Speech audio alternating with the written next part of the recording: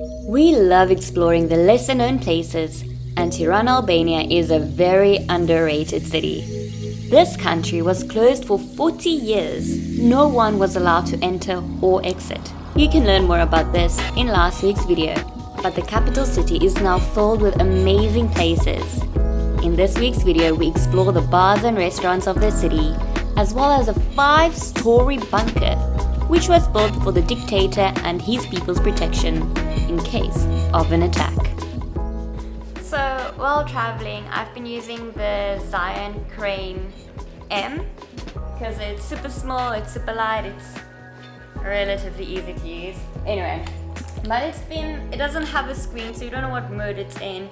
It's a bit buggy, it's wobbly because this isn't actually part of it. It doesn't have a tripod, and then yesterday it just didn't want to turn on. So, there's one camera store in Tirana, and I think in all of Albania, or one proper one, and they had one gimbal in stock. Yeah, the DJI RSc2.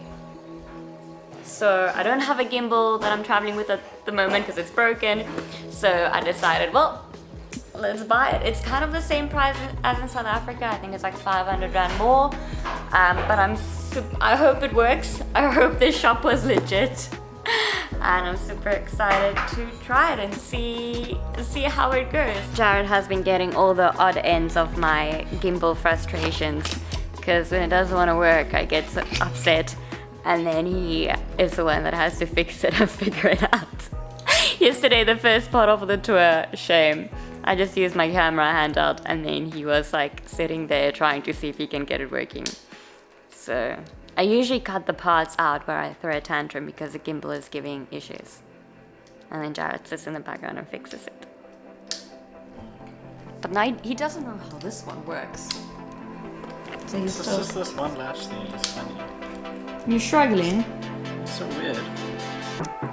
So it is super light. Like, I was scared that it might be a bit heavy. I think they said it's like 1.2 kgs, but it feels lighter than, well, I guess because it doesn't have a camera on yet. They say you should download the app, so it feels so nice, and it feels like so solid, and it's like really, it has like a super nice grip as well to it.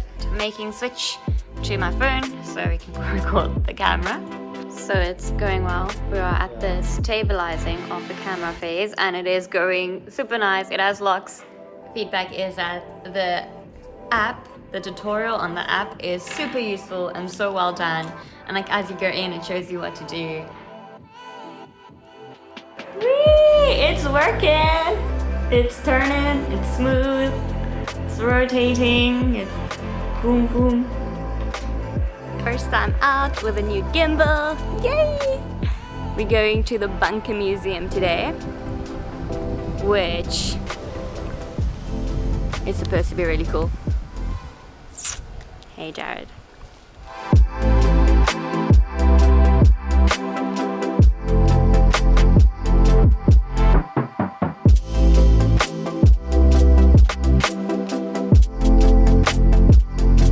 Being in the Balkans and in Ukraine, we've been in a few bunkers now, but I think this will be the biggest bunker we've been in. Yeah. What's it called? Bunk'Art 1. Bunk'Art 1. So this was an actual bunker in a military camp? I think it's like 5 floors, I think. This bunker was built for the dictator and his cabinet. He was paranoid about an attack on Albania. Like the other 174,000 bunkers he built, it was never used. In this bunker turned museum, you will find a detailed history, photos and documents on the beautiful country of Albania.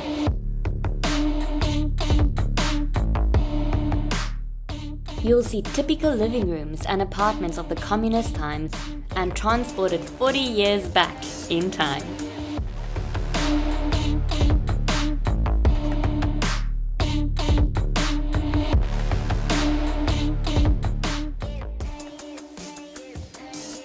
You'll also find the office of the dictator, as it was set up for him to continue his paranoid working tactics from a bunker if he was attacked. But he actually passed away before the bunker was even finished, and it was never used. I'm sure he was very upset that he could never make use of his underground cinema room. This place is very confusing. It's like a maze.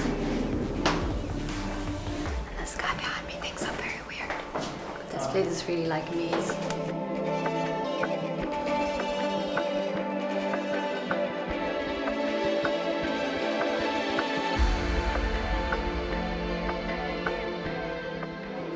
And this is what the borders of Albania look like. Impossible to escape.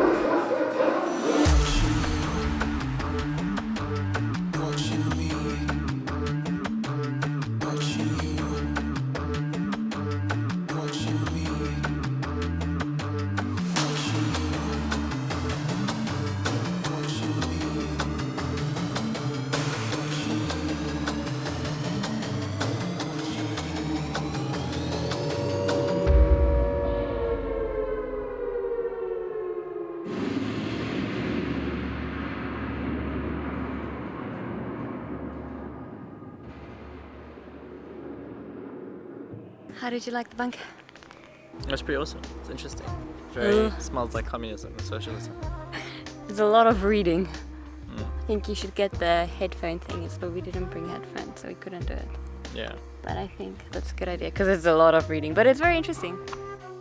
So I think there's quite a lot of poverty in this country after the whole dictatorship and communism. It's like crazy, like the country has been open for 20 years, but there's like normally dressed older guys going through the bins to collect plastic bottles and metal cans to, I think, give in to get money. And I think they probably spent 30 years in the dictatorship.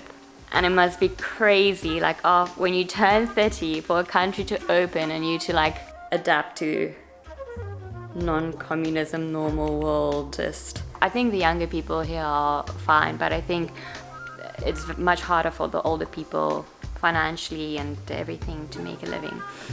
And I was trying to feed the cats, but they were very scared, so they kept going through a gate.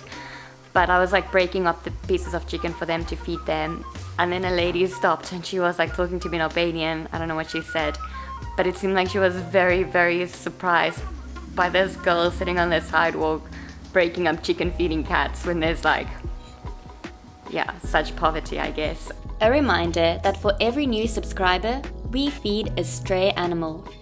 Currently, all donations are going to the animals in Ukraine suffering during the war, to an amazing shelter called Ukraine Shelter Friend. We've managed to feed 41 animals in Ukraine thanks to new subscribers and donations on www.buymeacoffee.com/kinfolktravels. It's Friday night and we're out in the hottest area in Tirana, Blloku. The hottest area. The hottest area. It's a good There's like Blloku. There's like super cute like restaurants and bars and stuff here. Oh yeah, Colonial cocktails. Yeah. So we thought we're gonna have some cocktails before our 7 a.m. tour tomorrow morning.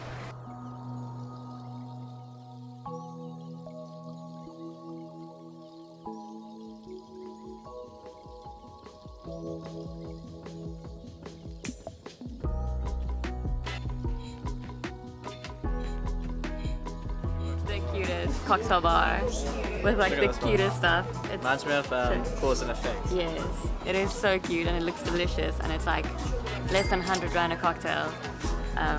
But it's so cool. And he was like, what do you like? I'm like, sweet jar, it's like fresh. And he's like, bye. It's like, I hope mine comes in a llama cup. That modern era when you go through the Instagram to the sidewalks. I got a good vibe. I got a super cute llama. Is it good?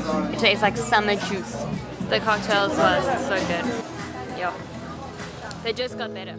And then we headed to Salt, a restaurant with the friendliest and coolest staff that feels like friends at the end of the night.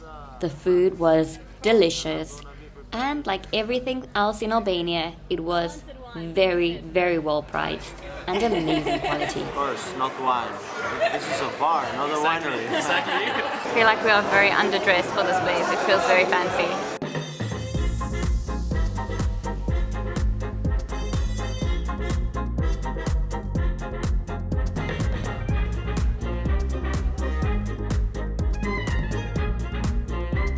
Well, I feel He's got a hoodie, so it's okay. I feel you are more underdressed than I am, but he's from Alaska, so he has an excuse. Oh, I'm a bit underdressed. You are a bit underdressed.